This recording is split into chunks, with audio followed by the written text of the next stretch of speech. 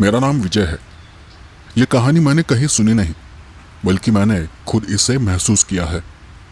मैं आपको ये नहीं बता सकता कि वो गांव किस जिले में है, लेकिन एक मशहूर शहर के बिल्कुल निचले हिस्से में वो गांव बसा हुआ है। गांव का नाम है निम्बेवाड़ी। गांव छोटा है, पुराना और रहस्यमय। चारों तरफ पहाड़, खेत और उनके बीच में फैला ये छोटा सा गांव। जब मेरी नई नई नौकरी लगी थी, तब कंपनी के काम से मेरा निम्बेवाड़ी जाना हुआ था। तब मुझे अंदाजा भी नहीं था कि उस गांव में मुझे कोई डरावना वाकया देखने को मिलेगा। उन दिनों में बैचलर रूम में पुणे में रहता था। करीब 4-5 साल पहले मैं एक बिल्डर की कंपनी में काम कर रहा था और उसी दौरान एक दिन मार्केटिंग के लिए मेरा निम्बेवाड़ी जाना तय हुआ। गांव छोटा था, मगर वहां जमीन की प्लॉटिंग चल रही थी। मैंने सोचा काम भी हो जाएगा और थोड़ा बहुत गांव भी घूम लूंगा। कंपनी ने उस साइट पर एक छोटा ऑफिस बना रखा था। पास ही एक दुकान भी थी। काम निपटाने के बाद मैं शाम को उसी दुकान पर चाय पीने चला गया। वहीं पर मेरी मुलाकात उस दुकान पर काम करने वाली एक लड़की से हुई। उसका नाम सुरभि था। वो उसी गांव की रहने वाली थी, कम बोलने वाली मगर काम में तेज। धीरे धीरे ऑफिस के काम से मेरा वहां आना जाना बढ़ता चला गया। सुरभि से भी दोस्ती हो गई। हम दोनों अक्सर दुकान पर बैठते थे और गप्पे लगाते थे। वक्त के साथ ही सुरभि खुलने लगी और एक दिन उसने मुझे वो बात बताई जिसे आज भी याद कर मेरी रूह कांप उठती है। दादा, क्या तुम्हें पता है, हमारे गांव के पीछे की तरफ एक कुआं है, लेकिन गांव के लोग उस कुएं से बहुत डरते हैं। मैं उसकी बात सुनकर हंस पड़ा। अरे, हर गांव में कुएं होते हैं, इसमें डरने वाली क्या बात है? नहीं, ये कुआं आम नहीं है। गांव के लोग इसे निगलने वाला कुआं कहते हैं। सुरभि के चेहरे की गंभीरता देखकर मैं चुप हो गया। मैं कुछ बोला नहीं, मगर दिल में एक अजीब सी जिज्ञासा पैदा हो गई थी। उस गांव का माहौल भी कुछ अजीब सा था। दिन में सब नॉर्मल, मगर जैसे ही शाम ढलती, सड़कों पर सन्नाटा छा जाता था। बच्चे बाहर कहीं दिखाई नहीं देते थे और ज्यादातर लोग दरवाजे बंद कर लेते थे। पूरे गांव पर एक अनजानी दहशत छाई रहती थी। उस शाम सुरभि ने अपने बचपन की कुछ बातें बतानी शुरू की और तब मुझे समझ आया, उस गांव की खामोशी तले कितना गहरा अंधेरा छुपा हुआ है। वो मुझे कहानी सुना रही थी। जब मैं 6ठी क्लास में थी, उस साल गांव में डर का साया छा गया था। एक ही महीने में 5 लोगों की मौत हो गई। एक औरत, 2 लड़कियां और 2 लड़के। सबने उसी कुएं में कूदकर जान दे दी। सुरभि मुझे बता रही थी और मैं गौर से उसे देख रहा था। किसी को कुछ समझ नहीं आ रहा था। एक के बाद एक लोग मर रहे थे। पुलिस आई, तहकीकात हुई। किसी ने कहा वो लोग नहाने गए थे और डूबकर मर गए, तो किसी ने कहा कि उनमें से कुछ ने आत्महत्या की है। मगर गांव वालों को पता था कि असली बात कुछ और ही है। सबको लगता था कि उस कुएं में कुछ है जो लोगों को अपनी तरफ खींचता है, पानी में खींच ले जाता है। सुरभि की ये बात सुनकर मैं थोड़ा डर गया, तो मैंने उसे पूछा, फिर लोग उस कुएं के पास जाते ही क्यों है? सुरभि थोड़ा रुकी और फिर मेरे चेहरे की तरफ देखते उसने कहा, मुझे नहीं पता, लेकिन मेरे ख्याल से उस कुएं में कुछ है जो इंसान को सम्मोहित करता है और जो एक बार वहां चला गया वो वापस आता ही नहीं, या अगर आता भी है तो पहले जैसा नहीं रहता। सुरभि की आंखों में नमी थी, फिर भी उसने मुझे एक वाकया सुनाया जिसे सोचकर आज भी मेरी रूह कांप उठती है। हमारे पड़ोस में एक गरीब परिवार रहता था, पति पत्नी और 2 बच्चे। वो पति पत्नी दूसरों के खेतों में मजदूरी किया करते थे और उनके 2 बच्चे थे। उनमें से बड़ी बहन कोई 9-10 साल की थी और छोटा भाई करीब 5-6 साल का। सीधा साधा, गरीब मगर बहुत प्यारा परिवार। माँ बाप दिन भर खेतों में काम करते और दोनों बच्चे घर में रहते। उनका बस एक ही काम था, वो दोनों दिन भर खेलते कूदते थे। एक दिन दोपहर में दोनों बच्चे गांव के बाकी बच्चों के साथ खेल रहे थे और खेलते खेलते उस लड़की की बॉल दूर कहीं चली गई। उसे पता नहीं था कि वो किस तरफ जा रहा है, क्योंकि उसकी वो बॉल सीधे कुएं की तरफ चली गई थी। ये सुनकर मेरे पेट में एक अजीब सी ठंडक सी दौड़ गई। वो छोटा बच्चा बॉल लेने चला गया। उसकी बहन ने देखा कि वो कुएं की तरफ दौड़ रहा है और वो देखकर वो भी उसके पीछे भागी और उसने देखा कि उसका भाई कुएं के किनारे खड़ा होकर एकटक अंदर पानी में देख रहा था, जैसे कोई उसे बुला रहा हो। उसकी बहन भागी और जोर से उसे पीछे खींच लिया। फिर वहां रुकने की उसकी हिम्मत ही नहीं हुई। वो अपने भाई पर चिल्लाते हुए उसे घर ले गई। मगर उसके बाद वो बच्चा पूरी तरह बदल गया। सुरभि कुछ पल शांत रही और फिर से उसने आगे बताना शुरू किया। वो बच्चा अचानक खामोश हो गया था। कभी कोई बात नहीं करता, कोई कुछ पूछता तो जवाब नहीं देता था, कोई हाथ भी लगाता तो उसे अच्छा नहीं लगता था। उसकी आंखों में एक अजीब सा ठंडापन आ गया था। आवाज भी बड़ों जैसी भारी हो गई थी। उसके माँ बाप पहले तो उसे एक डॉक्टर के पास ले गए, मगर कुछ फर्क नहीं पड़ा। लेकिन एक रात एक बहुत ही अजीब किस्सा हुआ। रात को सब सो रहे थे, माँ बाप दोनों थके हुए थे, बच्चे भी शांत थे। मगर आधी रात को दरवाजा खटका। माँ की आंख खुली। उसने देखा कि दरवाजे के पास एक परछाई खड़ी थी, पहले बड़ी और फिर छोटी। कैसे मुमकिन है? हाँ, मगर वो हुआ था। सुरभि थोड़ी देर चुप रही। उसके चेहरे पर खौफ साफ दिख रहा था। उसकी आवाज कांप रही थी, लेकिन फिर भी वो बोलती रही।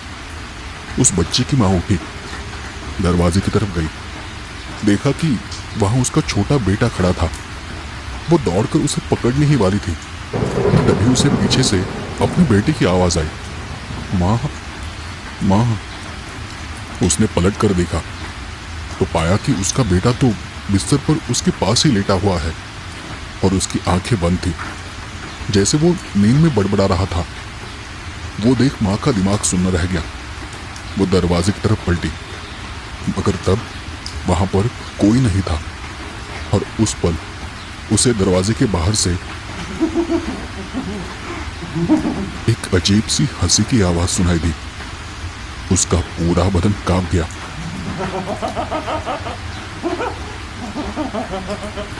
वो डरते डरते वापस बिस्तर पर आकर लेट गई। सुरभि की आवाज अब और धीमी मगर गहरी हो गई थी, जैसे उस लम्हे की यादें उसकी आंखों के सामने तैर रही हो। उस दिन के बाद से उस परिवार की जिंदगी ही बदल गई। बच्चा दिन ब दिन और अजीब सा होता गया। हमेशा चुपचाप घर के किसी अंधेरे कोने में बैठा रहता था। आवाज भारी, आंखें लाल, कुछ खाता पीता नहीं था और बाहर खेलने भी नहीं जाता था। और फिर एक दिन ऐसा हुआ कि एक दिन उसने खाना ही नहीं खाया। उसकी माँ ने उसे खाना परोसा, लेकिन वो कोने में चुपचाप बैठा रहा।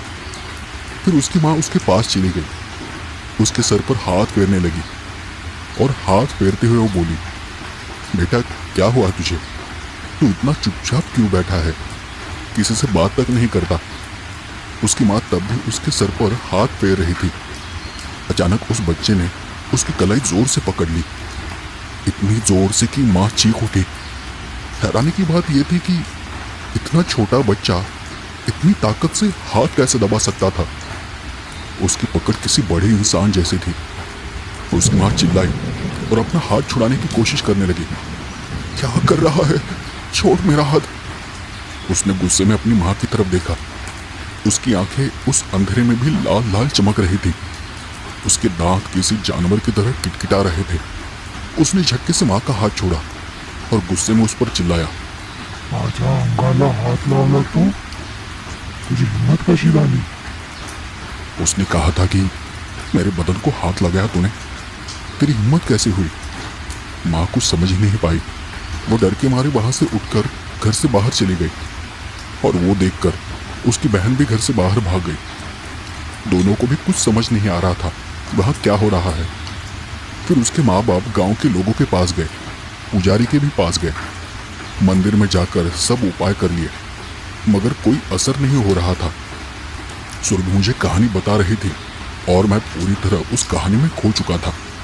मेरा बाकी किसी चीज पर ध्यान ही नहीं था। उसने फिर आगे कहा, उस रात फिर एक और अजीब सा वाकया हुआ, बिल्कुल पहले जैसा। रात में दरवाजे की आवाज आने लगी। दरवाजा खड़कने लगा तो उसकी माँ जाग गई। उन्होंने देखा कि कोई दरवाजा खोलने की कोशिश कर रहा है। और वहां एक छोटी सी परछाई खड़ी थी। उस माँ ने जल्दी से अपने पति को जगाया, लेकिन इतने में उसे महसूस हुआ कि वो परछाई उसके अपने बेटे की थी। उसने पास बिस्तर पर देखा तो उसका बेटा बिस्तर पर नहीं था। दोनों उठ गए, उसके पास चले गए, लाइट चालू की। उसके बाप ने उसे दरवाजे के पास से खींचकर हटा दिया और तब उसे बोलने लगे, क्या कर रहा है तू?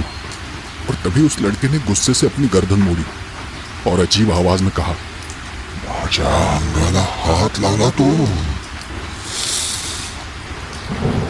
उसने अजीब आवाज में कहा था कि मेरे शरीर को हाथ लगाया तूने।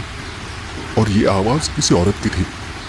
उसकी वो अजीब सी आवाज सुनते ही उसका बाप और डर गया और डरकर पीछे हट गया। उन्हें अब समझ आ गया था कि पिछले कुछ दिनों से उनके साथ जो हो रहा है वो कोई साधारण बात नहीं थी। बेटा ठीक से बात नहीं कर रहा था, खाना नहीं खा रहा था, और अब तो ये हरकतें। तभी उसकी बहन भी जाग गई थी। उसने आखिरकार घबराते हुए घर वालों को बताया कि ये उस कुएं के पास गया था। माँ बाप को जैसे करंट लगा और उन्हें सब समझ में आ गया कि जरूर उसके साथ कुछ गड़बड़ हुई है। उन्होंने उस रात किसी तरह उसे बांधकर सुला दिया, क्योंकि वो बिल्कुल काबू में नहीं आ रहा था। वो बार बार हाथ पैर मारता, खुद को भी चोट पहुंचा रहा था, बार बार दरवाजे की तरफ भाग रहा था जैसे वो बाहर निकलना चाहता हो। आखिरकार वो लोग उसे एक साधक के पास ले गए। उस आदमी ने बच्चे को देखा और थोड़ी देर में साफ कहा कि इस बच्चे में कुछ है। शायद दो आत्माएं हैं, एक औरत की और एक मर्द की, जो उस पर कब्जा करना चाहती है। और ये सुनकर बच्चे के माँ बाप डर गए, क्योंकि ये सब उसी कुएं के पास जाने के बाद से शुरू हुआ था। साधक ने उन्हें एक भस्म दिया और कहा कि इस भस्म को उसे रोज लगाओ और इसे कभी अकेला मत छोड़ना, घर में भी नहीं और बाहर तो बिल्कुल नहीं। माँ ने फिर 8 दिन की छुट्टी ले ली। वो हर वक्त उस पर नजर रखने लगी, उसे रोज भस्म लगाती और उसका ध्यान रखती थी। और फिर धीरे धीरे वो शांत होता चला गया। उन्हें लगा कि सब कुछ ठीक हो रहा है, लेकिन उसकी आंखों में जो लाल चमक थी और उसके बोलने में जो खौफ था वो नहीं जा रहा था। आखिर उसकी माँ ने सोचा कि अब काम पे तो जाना ही पड़ेगा। मजदूरी का काम छोड़ना मुमकिन नहीं था। बच्चे के हालात सुधर रहे थे और घर में बड़ी बहन थी जो कि 9-10 साल की थी। उन्होंने उसे ठीक से समझाया और अपने भाई का ध्यान रखने की, उसे संभालने की जिम्मेदारी दे दी। सुरभि थोड़ी रुकी और तभी मैंने सवाल किया, फिर क्या हुआ? क्या वो ठीक हो गया? सुरभि ने गहरी सांस ली। उस दिन सब कुछ नॉर्मल चल रहा था। दोनों भाई बहन घर में थे। उसे भस्म लगा हुआ था और बहन उस पर नजर रखे थी। मगर देखते ही देखते सब कुछ बदल गया।